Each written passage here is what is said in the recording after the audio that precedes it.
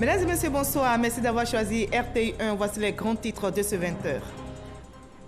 Le président portugais a achevé sa visite d'État de 72 heures en Côte d'Ivoire. Il a quitté Abidjan ce vendredi. Avant son départ, il a été reçu à dîner hier jeudi par le président de la République, Alassane Ouattara, et par la première dame ivoirienne. Les deux chefs d'État ont salué l'excellence des liens d'amitié et de coopération entre leurs pays. La Côte d'Ivoire s'inspire des modèles de réussite pour la mise en œuvre de sa politique de développement. Pays visé comme modèle de développement, la Corée du Sud, qui avait dans les années 60 les mêmes niveaux de croissance que la Côte d'Ivoire. Une rencontre ouverte par le vice-président ivoirien se tient à Abidjan pour s'imprégner des recettes du succès de la Corée. La première dame, Dominique Ouattara, a procédé ce vendredi à la remise officielle de 600 000 extraits de naissance à des enfants. Les bénéficiaires sont des élèves du primaire non inscrits à l'état civil. C'est une initiative conjointe du ministère de l'Éducation nationale, du ministère de la Justice et des Droits de l'Homme ainsi que de l'UNICEF. Enfin, au Soudan, l'ancien président déchu, Omar El-Béchir, a été inculpé pour corruption. Il est accusé par la justice soudanaise d'avoir acquis des richesses de façon suspecte et illégale. Il avait été destitué et arrêté par l'armée en avril dernier après 30 ans passés à la tête du Soudan. Soyez les bienvenus sur RTI1. Commençons tout de suite par les images d'au revoir du président portugais à la Côte d'Ivoire. Marcelo Rebelo de Sousa a achevé sa visite d'État de 72 heures en terre ivoirienne ce vendredi. Il a été raccompagné, comme vous le voyez sur ces images, à l'aéroport par le président de la République, Alassane Ouattara, et par plusieurs personnalités. Le séjour du président portugais en Côte d'Ivoire a été couronné par la signature d'accords bilatéraux portant notamment sur la promotion et la protection des investissements. Voilà, l'axe Yamoussoukro-Lisbonne se renforce. Avant son départ d'Abidjan ce vendredi, le président portugais a été reçu à dîner hier jeudi par le président Alassane Ouattara et par la première dame ivoirienne. Les deux chefs d'État ont salué l'excellence des liens d'amitié et de coopération entre leurs pays. Les investisseurs portugais ont été invités à s'établir en Côte d'Ivoire. Alexis Ouedraogo. Un toast pour célébrer l'excellence, la solidité et la longévité des liens d'amitié et de coopération entre le Portugal et la Côte d'Ivoire. Jeudi soir, au Sofitel, le Portugal était à l'honneur. Les liens qui unissent nos deux pays existent depuis le XVe siècle, avec la découverte des côtes ivoiriennes par les premiers navigateurs portugais. Ils ont légué un héritage historique au peuple ivoirien à travers les noms de villes comme San Pedro, Sassandra, Fresco, qui montrent à quel point l'histoire de nos deux peuples est liée. Pour le chef de l'État, Alassane Ouattara, le continent fonde de grands espoirs sur la 4e présidence de l'Union européenne qui sera assurée en 2021 par le Portugal. Le pays reste un partenaire majeur de l'Afrique dans la consolidation et la modernisation des relations euro-africaines. La Côte d'Ivoire et le Portugal sont des terres de football. Je voudrais particulièrement saluer l'important projet de création pour la première fois dans un pays non lusophone d'une académie de football à Abidjan. Ça, c'est magnifique, n'est-ce pas? Merci beaucoup. Je me réjouis de ce soutien à la jeunesse ivoirienne, talentueuse et passionnée de football, et qui recèle en son sein les grands champions de demain. Alassane Ouattara a encouragé les hommes d'affaires portugais à investir massivement dans la transformation des matières premières, mais aussi à jouer un rôle important dans la politique d'industrialisation. J'invite les entreprises portugaises et les investisseurs de votre pays à profiter des opportunités d'affaires qu'offre l'économie ivoirienne. Je les encourage à investir massivement dans la transformation de nos matières premières agricoles, notamment le cacao, l'anacarde, la production fruitière, et aussi à jouer un rôle important dans notre politique d'industrialisation, dans la construction des infrastructures et dans l'essor de notre secteur du tourisme. Pour le président Marcelo de Sousa, il est temps aujourd'hui d'améliorer le volume des échanges commerciaux et des investissements entre les deux pays. Le Portugal veut contribuer à donner de la visibilité au progrès de la Côte d'Ivoire et l'accompagner dans sa quête de paix, de démocratie et de sécurité. Dans les vieilles marmites, on fait les meilleures sauces. En fait, nous sommes déjà de vieux amis. Soyons aussi les meilleurs partenaires.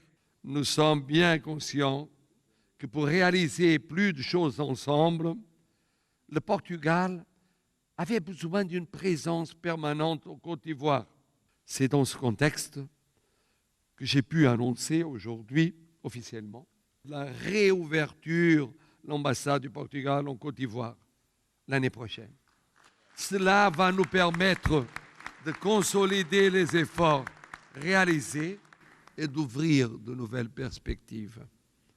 Nous considérons cette mesure comme essentielle pour atteindre le niveau d'ambition que nous souhaitons pour les relations avec la Côte d'Ivoire. Nous voulons un niveau d'ambition qui tienne compte de l'importance stratégique de la Côte d'Ivoire dans le golfe de Guinée et dans le Sahel, qui contribue à favoriser encore plus les bons indicateurs économiques, les excellents. Il a été très timide, celui qui a écrit ça. Les excellents indicateurs économiques du pays qui nous donnent la possibilité de participer aux projets en cours au sujet de la modernisation du pays, permettant d'améliorer le bien-être du peuple ivoirien. Notons que les membres du gouvernement ivoirien et portugais ainsi que le corps diplomatique accrédité ont pris part à ce dîner. Voilà une journée de jeudi bien remplie pour le président portugais. Il a mis le cap sur Bingerville, à l'hôpital mère-enfant, en compagnie de la première dame Dominique Ouattara. La visite, vous allez le voir, s'est soldée par la signature de convention, puis par une remise de dons de médicaments d'une valeur de 70 millions de francs CFA. On en sait plus avec Viviane Aimé. Cette visite de l'hôpital mère-enfant de Bingerville par le président de la République portugaise, Marcelo Rebelo de Sousa, se voulait un soutien de sa part à la fondation Children of Africa, qui a créé un hôpital spécialement dédié aux soins de l'enfant africain à venir du continent. La présidente de la fondation Children of Africa, la première dame Dominique Ouattara, les autorités administratives et coutumières de la commune de Bingerville et l'ensemble du personnel de l'hôpital se sont sentis honorés par cette visite. L'hôpital mère-enfant, établissement sanitaire à but non lucratif, entièrement construit et équipé par la fondation humanitaire Children of Africa. Le président portugais a visité toutes les installations consacrées à la prise en charge sanitaire des enfants. L'occasion de cette visite a été mise à profit par le ministre de la Santé, représentant le gouvernement, pour émettre le vœu d'une coopération sanitaire avec le Portugal. Il ne fait l'ombre d'aucun doute que la Côte d'Ivoire a nécessairement besoin d'établir une coopération tangible en matière de résilience de son système sanitaire. C'est en cela que nous saluons la présence de son Excellence, Monsieur le Président de la République du Portugal, dans notre hôpital mère-enfant, qui, de notre point de vue, constitue une réelle opportunité, car il est fort évident qu'aucun État du Sud ne pourrait développer son système sanitaire sans une coopération avec des pays qui ont fait la preuve en la matière, comme le Portugal, qui est un partenaire privilégié. Coopération de la Côte d'Ivoire avec le Portugal au plan sanitaire. En attendant la signature de conventions de pays à pays, la visite du président Marcelo Rebelo de Sousa à l'hôpital mère-enfant de Bingerville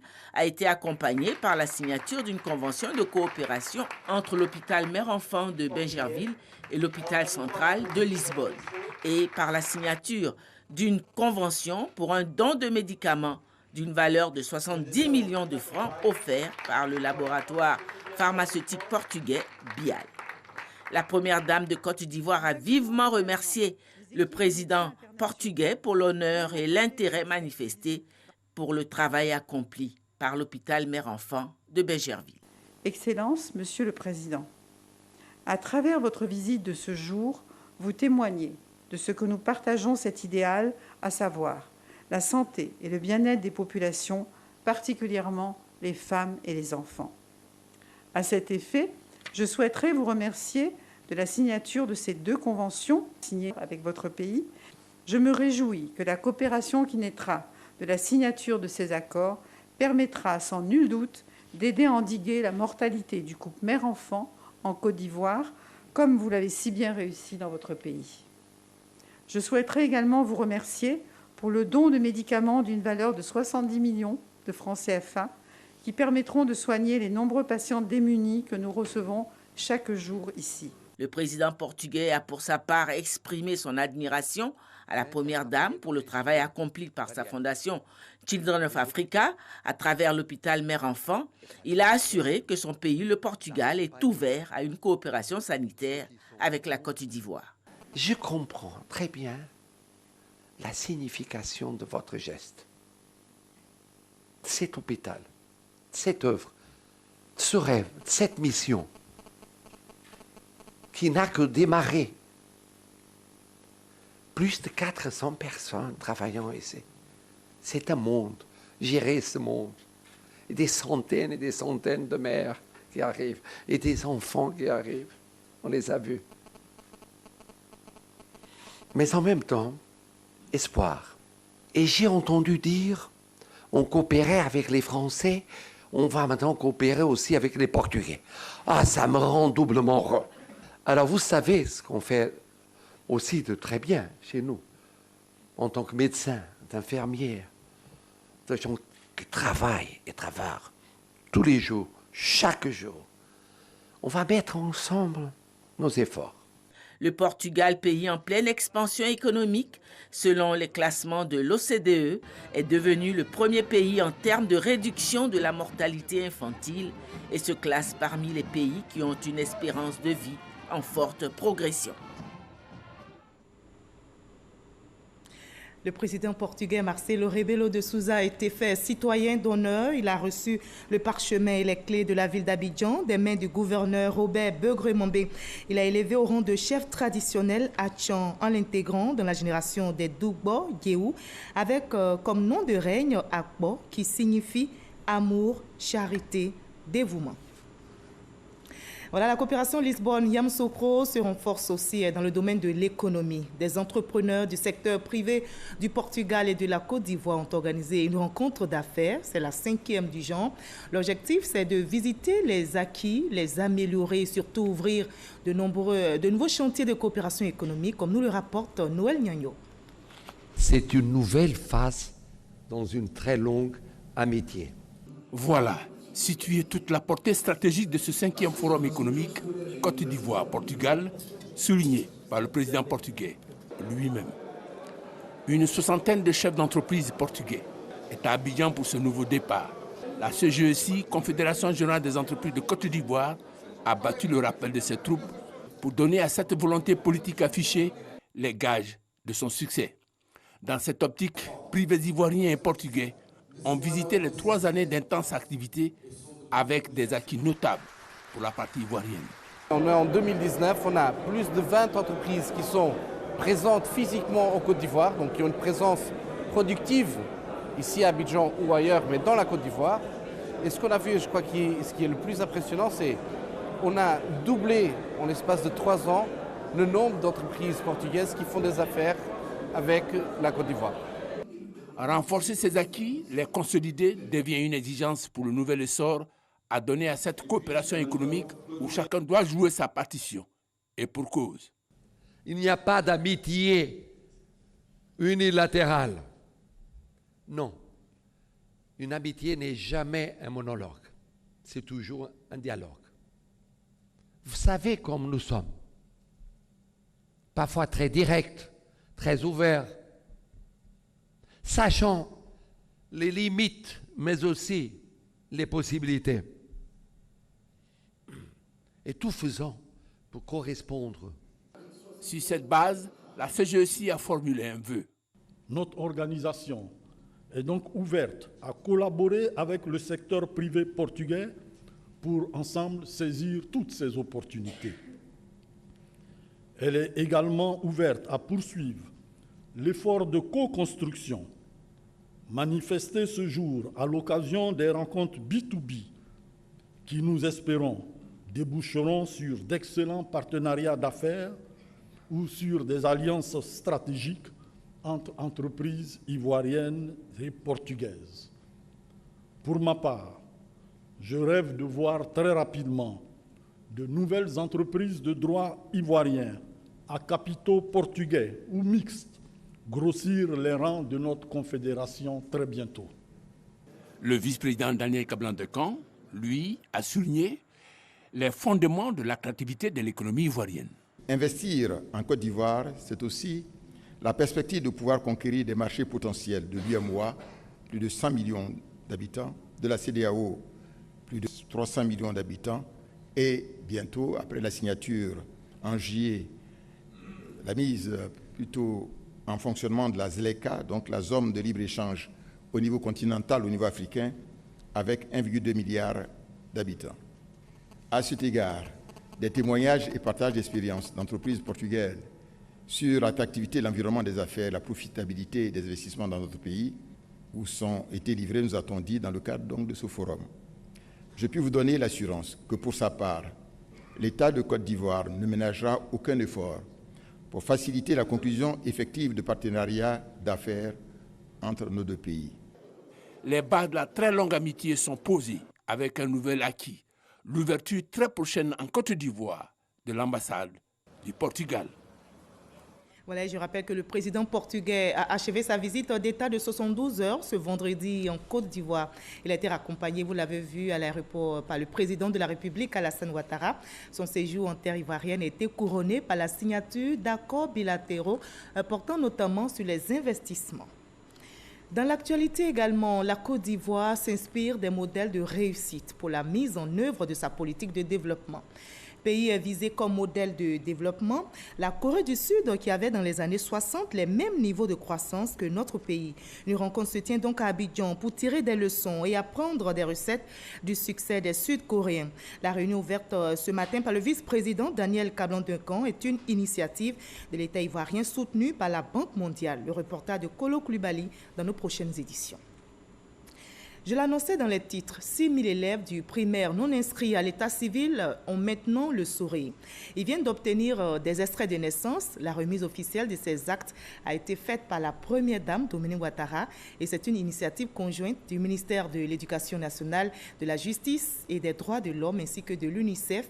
L'opération s'est déroulée dans 14 000 écoles publiques sur toute l'étendue du territoire. Alexis Ouedraogo.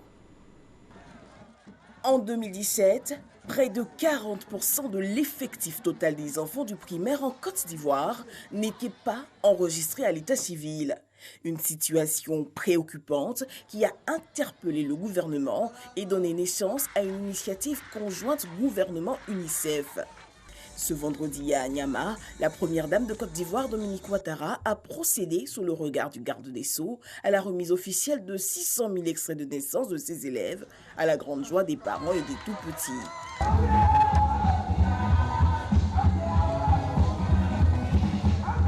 Pour le représentant résident de l'UNICEF, Aboubacar Campo, il faut renforcer les actions sur le terrain pour protéger les enfants sans extrait de naissance. UNICEF propose d'agir sur deux volets. Le premier volet, c'est la mise en place des mécanismes opérationnels dans tous les centres de santé et dans les communes qui vont permettre de capter les naissances de chaque enfant né dans l'hôpital ou dans une commune ou maternité publique dès sa naissance.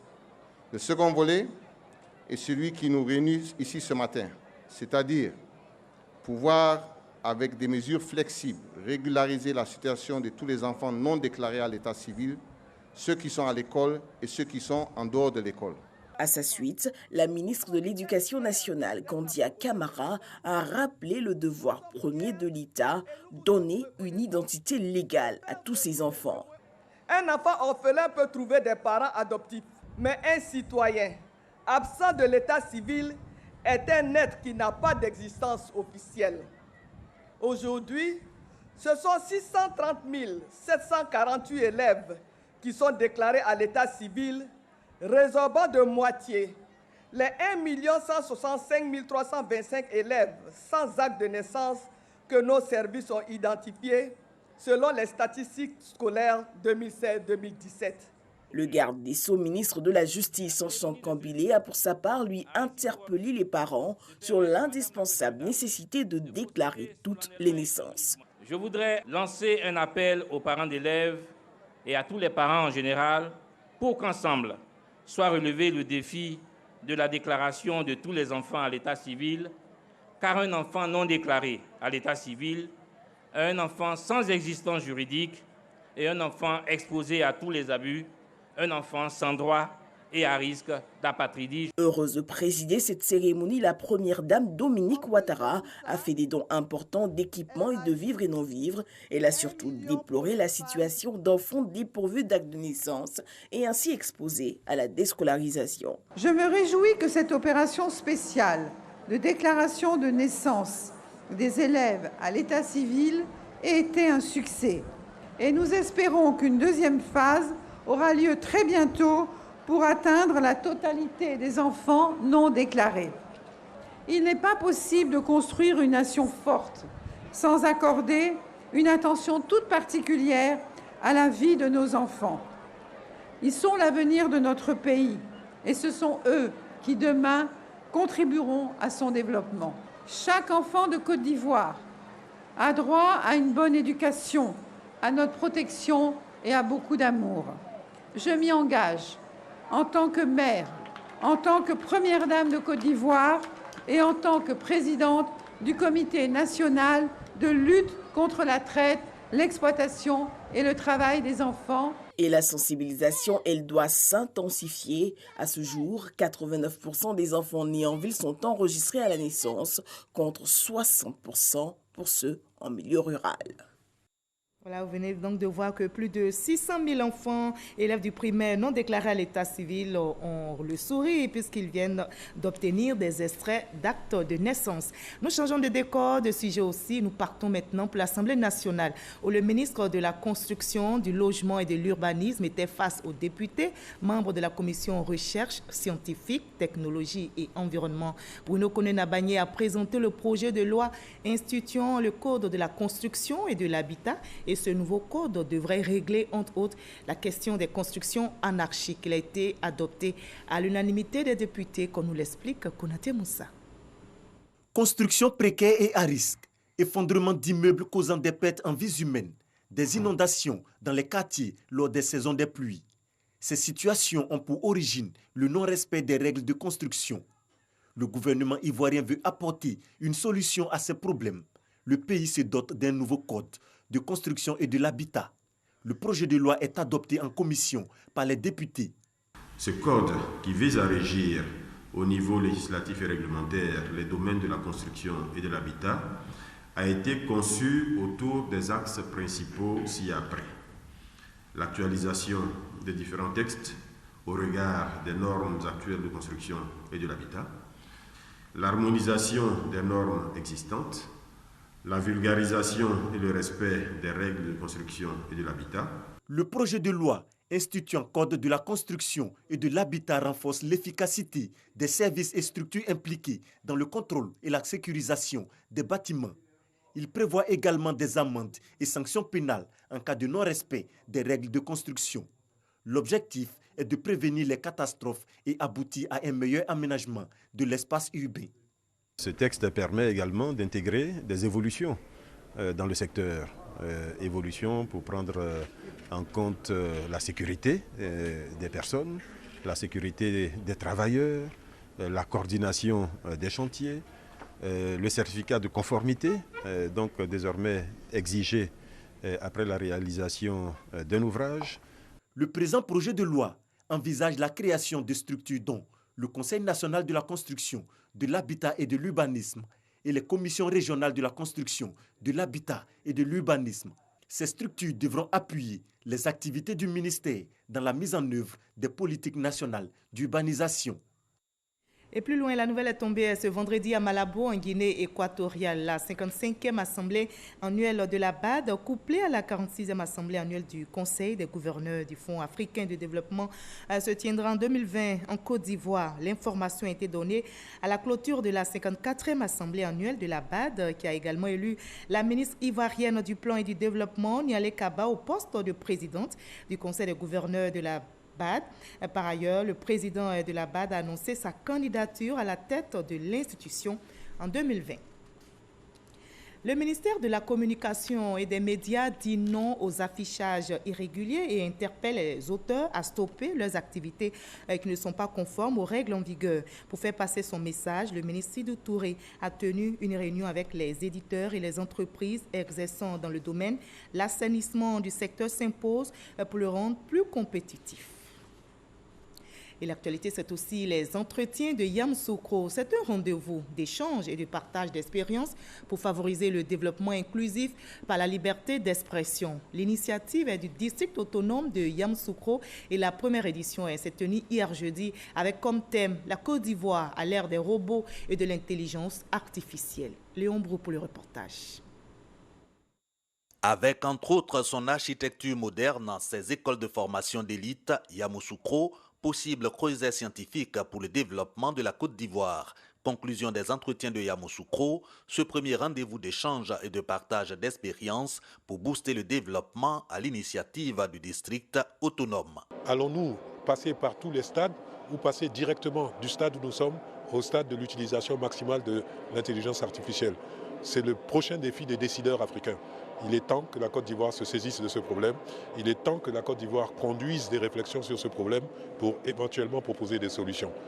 Thème des réflexions, la Côte d'Ivoire à l'ère des robots et de l'intelligence artificielle. Entendez l'ensemble des procédés ou outils de production dérivés des nouvelles technologies de l'information et de la communication.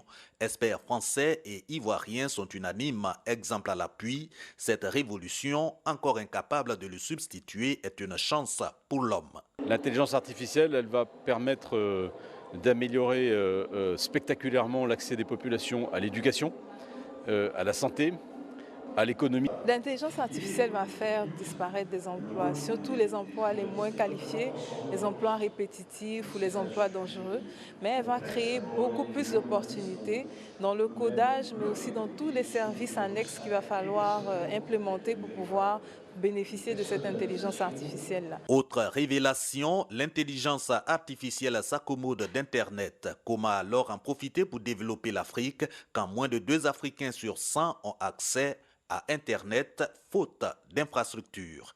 Il faut que les opérateurs télécoms que nous sommes, mais pas que nous d'ailleurs, construisent des data centers. Il faut que cette politique soit soutenue par les États aussi, pour que l'Afrique garde la souveraineté sur ces données. Repenser le système éducatif pour apprendre aux étudiants pas seulement les compétences techniques, mais leur donner des capacités cognitives qui vont leur permettre de trouver leur place dans ce monde-là. L'État, partie prenante aux entretiens de Yamoussoukro à travers le vice-président de la République, représenté par 2 membres du gouvernement. Le monde évolue et tous les décideurs doivent comprendre que tout en mettant l'homme au centre des innovations, il ne faut pas non plus déshumaniser nos services, mais il faut quand même que l'on puisse se dire qu'on a le droit et le devoir de se mettre dans le train de l'émergence et dans le train de l'innovation.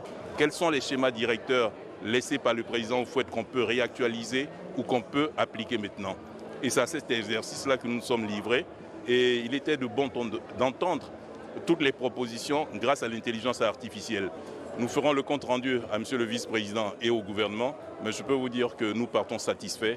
Il y a des solutions pour l'avenir de nos villes, il y a des solutions pour l'avenir de la Côte d'Ivoire. Véritable laboratoire au service du développement, les entretiens de Yamoussoukro sont calqués sur le modèle français fondé à Royaumont en 2003 par Jérôme Chartier. À l'étranger au Soudan, l'ancien président déchu Omar El-Béchi a été inculpé pour corruption. Il est accusé par la justice d'avoir acquis des richesses de façon suspecte et illégale. Il avait été destitué et arrêté par l'armée soudanaise en avril dernier après 30 ans passés à la tête du Soudan. Et je rappelle avant de nous séparer que le président portugais a achevé sa visite d'État de 72 heures ce vendredi en Côte d'Ivoire. Il a été raccompagné à l'aéroport par le président de la République, Alassane Ouattara. Le séjour du président portugais en terre ivoirienne a été couronné par la signature d'accords bilatéraux portant notamment sur les investissements. Et vous l'avez compris, ce journal est terminé. Merci de nous avoir suivis. À 23h, Kolo Klubali prendra le relais pour le dernier journal. Très belle soirée. Je vous retrouve demain à la même heure.